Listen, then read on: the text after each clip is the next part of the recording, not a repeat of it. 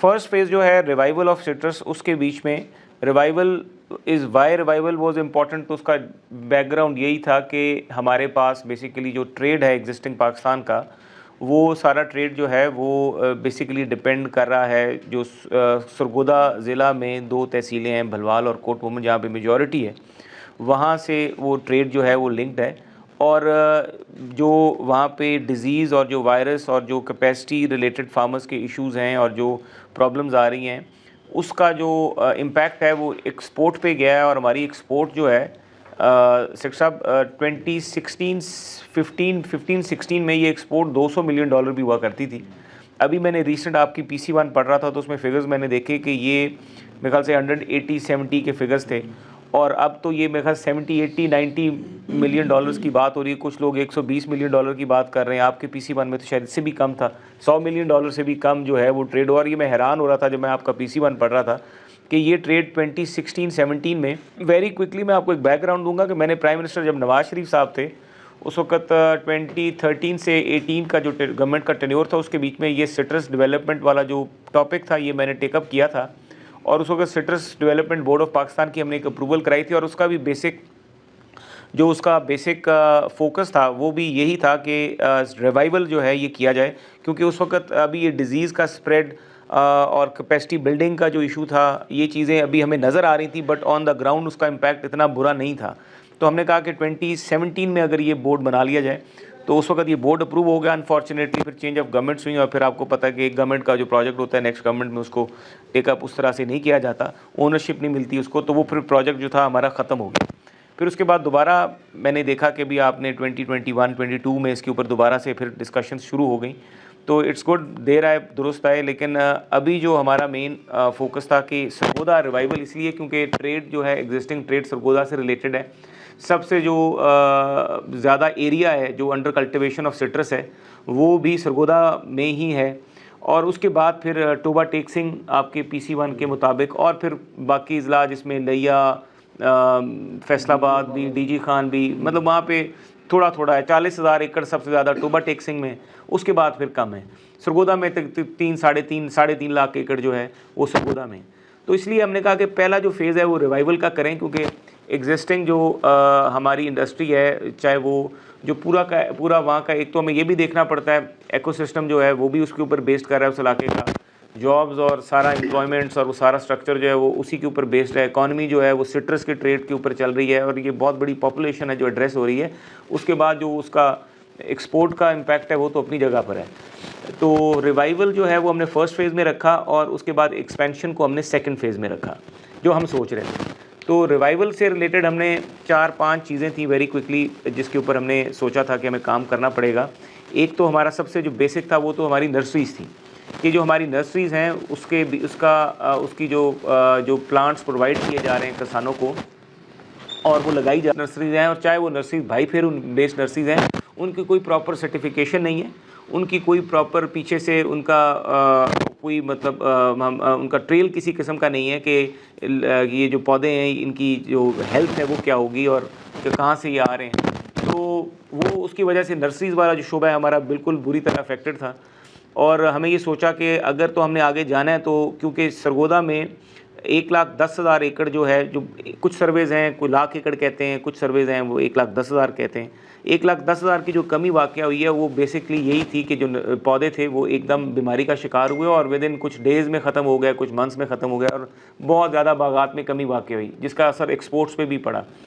अच्छा, अब हमारा यही था कि नर्सरीज़ जो है उसको हम पहले प्राइमरी फोकस में रखें, और नर्सरीज जो हैं वो जो प्रोवाइड किए जाएँ प्लांट्स फार्मर्स को, वो प्रॉपर सर्टिफिकेशन और थ्रू प्रॉपर प्रोसेस आएँ, और वो सर्टिफिकेशंस जिन लोगों के पास भी हों वो आगे से प्लांट्स जो हैं वो फ़रोख्त करें किसानों में। दूसरा हमारा मॉडल ये था, और ये हमें तकरीबन अगर हमने सरगोदा जो है 4.5 लाख एकड़ है। अब सरगोदा में जो ऑर्गेनिक जो सॉइल में ऑर्गेनिक रेशो होता है, सरगोदा का organic ratio comparatively why Sargodha, हम क्यों बात कर लें कि सरगोदा क्यों, हम एक्सपेंशन को क्यों ना पहले देख लें। जो वो है वो सबसे ज़्यादा सरगोदा की सॉइल में सबसे ज़्यादा है। कुछ साइंटिस्ट से मेरी बात हो रही थी, दे वर टेलिंग मी कि कैलिफोर्निया का और सरगोदा का ये कुछ मिलता जुलता है। बाकी जो एरियाज़ हैं वहाँ पर जो रेशो है ऑर्गेनिक रेशो वो बहुत कम है एज़ कम्पेयर टू सरगोदा। तो सरगोदा में अगर हम इसकी रिवाइवल पे भी फोकस करेंगे और इसकी एक्सपेंशन पे भी फोकस करेंगे तो हमें ये देख लें कि जो हमने वैरायटी हमें बाहर चाहिए और या जो हमें वहाँ पर लैंड और जो सॉइल मुहैया है इस एरिया में वो हमारे लिए ज़्यादा बेनिफिशियल है। तो इसलिए यहाँ पर हमने ये देखा कि इस पे अगर एक्सपेंशन करें तो हमें तकरीबन टू स्टार्ट विद मैंने जो सेट साहब का PC1 बड़ा अच्छा PC1 बना हुआ था और मेरे ख्याल से जो हम करना चाह रहे हैं वो सब कुछ उस PC1 में है, बेसिकली सारा कुछ ही उस PC1 में। और उस पर जो हमारा मेन फोकस था कि हम वो नर्सरी जो है अगर करोड़ पौधा लगाना है, आपने कुछ मेरे ख्याल से 3000 या 4000 फार्मर्स जो हैं वो फार्म्स टारगेट किए हैं उसके बीच में। हम ज़रा ये सोच रहे थे कि पौधों में बात हो जाए, तो अगर हमने उस हिसाब से अपनी फैसिलिटी बनाई कि हमें चले करोड़ के करीब हमें पौधा जो है वो चाहिए होगा। और अगर हमें 4.5 पूरे को रिवैम्प करना है 4.5 एकड़ एरिया को, तो फिर हमें तकरीबन 2.5 करोड़ के करीब पौधा चाहिए होगा। अब उसकी सप्लाई लाइन, उसके स्क्रीन हाउसेज, ये एक बहुत बड़ा इंफ्रास्ट्रक्चर जो है उसको डेवलप करने की ज़रूरत होगी। उसमें हमें ये फोकस करने की ज़रूरत है कि वो इंफ्रास्ट्रक्चर कहाँ पे डेवलप किया जाए। एक ऑप्शन जो आपके पास आ रही थी कि हमें देखना है कि हमारे पास लैंड कहाँ पे अवेलेबल है और टेक्नोलॉजी कहाँ पर होगी, लैंड कहाँ पे होगी, कैपेसिटी बिल्डिंग कहाँ पे होगी, ह्यूमन रिसोर्स कहाँ पे होगा। ये सब चीज़ें जो हैं हमें वहाँ पर देखनी पड़ेंगी कि हमें ये कहाँ पर मुहैया हो सकती है जहाँ पर हम ये स्क्रीन हाउसेज और ये जो नर्सरीज जो हैं वहाँ पर डेवलप करें। नंबर 2 हमारा ये होगा कि हमें इसके बीच में जो कैपेसिटी बिल्डिंग ऑफ फार्मर्स है और कैपेसिटी बिल्डिंग ऑफ फार्मर्स को भी हम थोड़ा सा इस तरह उसको हम नीचे से उसके सब हेड्स बना दें। उसके बीच में कैपेसिटी बिल्डिंग ऑफ लेबर भी रख लें, capacity building of labour, skilled labour जो फार्म्स में काम करे, और capacity building of the labour जो कि उधर प्रोसेसिंग प्लांट में काम कर रहे। लेकिन मेरे ख्याल से प्रोसेसिंग प्लांट हमारा अभी फोकस नहीं होना चाहिए, हमें हमारा फोकस प्राइमरी होना चाहिए बागात।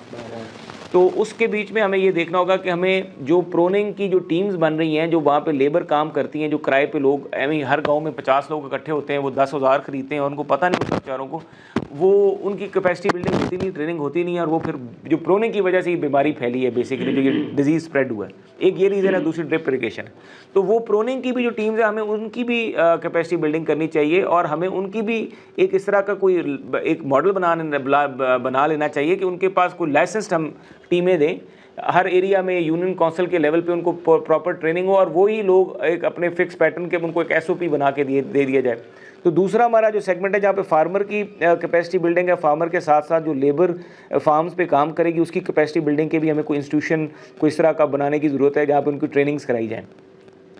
तीसरा हमारा था कि जो ये नर्सरीज़ पहला पार्ट जो था ना, उसमें नर्सरीज़ के साथ हमें कोई रेगुलेटरी फ्रेमवर्क, मैंने बात भी की, सेक्रेटरी साहब से बता रहे थे, तो मेरी ये एक सजेशन थी कि चाहे आप लेजिस्लेशन इस पर कर लें प्रोविंशियल असेंबली में, और ये एग्रीकल्चर डिपार्टमेंट जो लाइसेंसिंग वाला प्रोसेस है ये अपने पास अपने हाथ में ले ले, और वही नर्सरी जो के सर्टिफिकेट जो पूरी क्वालिफाई कर रही हों, उनकी प्री क्वालिफिकेशन का क्राइटेरिया, और वही फिर नर्सरियाँ आगे पौधे लोगों को दें ताकि बीमार पौधे लोगों को ना दिए जाए और फिर पूरे का पूरा फसल ख़राब ना हो।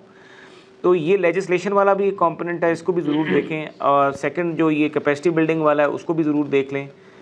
थर्डली मेरा ये एक पॉइंट था कि जो हमने वहाँ पे कॉमन फैसिलिटीज़, और कॉमन फैसिलिटीज़ के बीच में आप देख लें कि जो वैल्यू एडिशन है, मतलब हम ये भी देख लें कि अगर हम अब एक किसानों को एक अपॉर्चुनिटी दे दें और उनको कहें कि आप यहाँ पर अपना कॉमन फैसिलिटी गवर्नमेंट आपको बना के दे रही, जिस तरह एक मॉडल था स्मीडा ने डिज़ाइन किया था पल्प का और मैंगो का मुल्तान में, और मेरे ख्याल से है, उस तरह का एक कॉमन फैसिलिटी बना ली जाए और किसानों को ये अपॉर्चुनिटी दी जाए कि वो वैल्यूडेशन की फील्ड में भी आएँ और अपना जो प्रोडक्ट है उसकी वैल्यूडेशन भी डेवलप करें। और उसके साथ साथ हम उनको थोड़ा सा ट्रेड की बारे में भी उनकी कैपेसिटी बिल्डिंग करें कि किसान जो है वो एक्सपोर्ट्स जो है उसको खुद समझ आए कि मैंने किस तरह से एक्सपोर्ट करनी है और क्या क्या वैरायटीज़ जो हैं वो एक्सपोर्ट के बीच में जो है जिनकी डिमांड ज़्यादा है। तो किसान की इन टर्म्स ऑफ जो कैपेसिटी है, not only to the farm but to the extent of exports, वो भी उसकी डेवलप की जाए ताकि उसकी कैपेसिटी बिल्डिंग और उसके पास जो बेसिक नॉलेज और इन्फॉर्मेशन आ जाए। तो ये 3 चीज़ें हैं जिसके ऊपर प्राइमरी मेरा तो फोकस है रिवाइवल के हिसाब से। और उसके बाद जोनिंग की, पेस्टिसाइड्स एक बहुत बड़ा इशू है। चलें, क्योंकि हमारा तो एक एमरजेंसी सिचुएशन है, सरगोदा में क्योंकि डिजीज़ स्प्रेड हो रहा है, चलें एक नॉर्मल सिचुएशन हो तो वहाँ पर तो डिजीज़ स्प्रेड हो रहा तो आप कह सकते हैं कि गवर्नमेंट का इंफ्रास्ट्रक्चर जो है उसी को ज़रा थोड़ा सा तेज़ किया जाए। बट हमें यहाँ पे ज़रा स्पेशलाइज एक मॉनिटरिंग का सिस्टम लाना चाहिए कि जो पेस्टिसाइड्स बागात में दी जा रही हैं वो पेस्टिसाइड्स जो हैं वो पेस्टिसाइड्स और जो स्प्रेज़ हैं वो ठीक हैं या उसमें कोई फेक आ रहे हैं, इस तरह की भी चीज़ें आ रही हैं, तो वो उसकी मॉनिटरिंग का कोई सिस्टम ऐसा प्रपोज़ किया जाए। ख़ास तौर पे जो सिट्रस के हमारे एरियाज़ हैं जहाँ पर हम जोनिंग कर रहे हैं ये रिवाइवल के हवाले से, उनकी जो जो वो आउटलेट्स हैं उनकी मॉनिटरिंग का, उनकी लाइसेंसिंग का सिस्टम जो है उसको ज़रा बेहतर किया जाए। तो ये 4 चीज़ें हैं जो मैं समझता हूँ कि प्राइमरी तौर पे जिसके ऊपर हमें फ़ोकस करना चाहिए।